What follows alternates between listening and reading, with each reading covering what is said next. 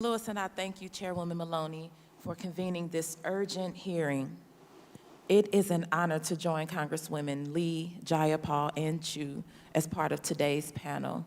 And I also want to thank my sister, Congresswoman Presley, for her leadership in this hearing, and to my sisters in service for being here with me today, and my brother. In the summer of 1994, I was a young girl, all of 17 years old, and had just graduated high school. Like so many Black girls during that time, I was obsessed with fashion and gold jewelry and how I physically showed up in the world. But I was also very lost.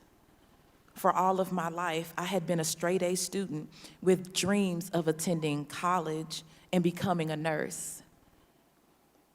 But high school early on was difficult for me. I was discriminated against, bullied, and as time passed, my grades slipped, and along with it, the dream of attaining a full scholarship to a historically Black college. That summer, I was just happy that I passed my classes and that I finished high school. Shortly after graduating, I went on a church trip to Jackson, Mississippi. I had many friends on that trip, and while there, I met a boy, a friend of a friend. He was a little older than I was, about maybe 20 years old. That first day we met, we flirted, we talked on the phone. While on the phone, he asked me, could he come over to my room? I was bunking with a friend and hanging out and said he could stop by. But he didn't show up for a few hours, and by the time he did, it was so late that my friend and I had gone to bed. I answered the door and quietly told him he could come in, imagining that we would talk and laugh like we had done over the phone. But the next thing I knew, he was on top of me, messing with my clothes and not saying anything at all. What is happening? I thought. I didn't know what to do.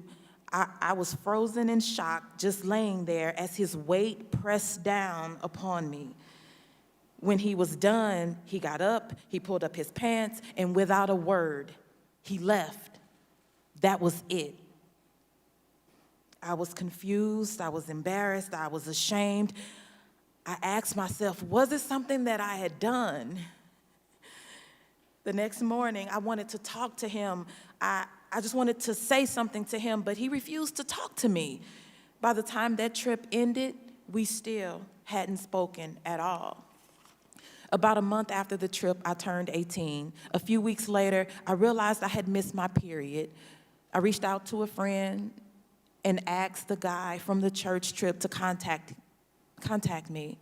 I waited for him to reach out, but he never did. I never heard from him.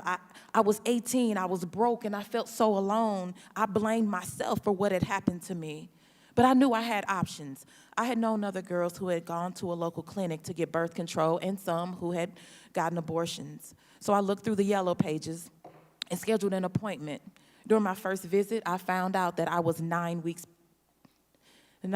pregnant, and then the panic set in. How could I make this pregnancy work? How could I, at 18 years old and barely scraping by, support a child on my own? And I would have been on my own. I was stressed out knowing that the father wouldn't be involved and that I feared my parents would kick me out of the home, the best parents in the world, but I feared they would kick me out. My dad was a proud father and always bragging about his little girl and how he knew I would go straight to college and become attorney general. That was his goal for me. So with no scholarship intact and college out of the foreseeable future, I couldn't bear the thought of disappointing my dad again.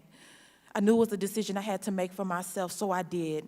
My abortion happened on a Saturday. There were a few other people in the waiting room, including one other young Black girl. I overheard the clinic staff talking about her, saying she had ruined her life, and that's what they do, they being Black girls like us. Before the procedure, I remember going in for counseling and being told that if I moved forward with this pregnancy, my baby would be jacked up because the fetus was already malnourished and underweight. Being told that if I had this baby, I would wind up on food stamps and welfare. I was being talked to like trash, and it worsened my shame. Afterwards, while in the changing area, I heard some girls, all white, talking about how they were told how bright their futures were, how loved their babies would be if they adopted, and that their options and their opportunities were limitless. In that moment, listening to those girls, I felt anguish. I felt like I had failed. I went home, my body ached, and I had this heavy bleeding. I felt so sick. I felt dizzy, nauseous. I felt like something was missing. I felt alone, but I also felt so resolved in my decision. Choosing to have an abortion was the hardest decision I had ever made. But at 18 years old, I knew it was the right decision for me. It was freeing, knowing I had options. Even still, it took long for me to feel like me again until most recently, when I decided to give this speech. So to all the black women and girls who have had abortions and will have abortions, we have nothing to be ashamed of. We live in a society that has failed to legislate love and justice for us. So we deserve better, we demand better, we are worthy of better. So that's why I'm here to tell my story. So today, I sit before you as that nurse, as that pastor, as that activist, that survivor, that single mom, that congresswoman, to testify that in the summer of 1994, I was raped, I became pregnant, and I chose to have an abortion. I yield.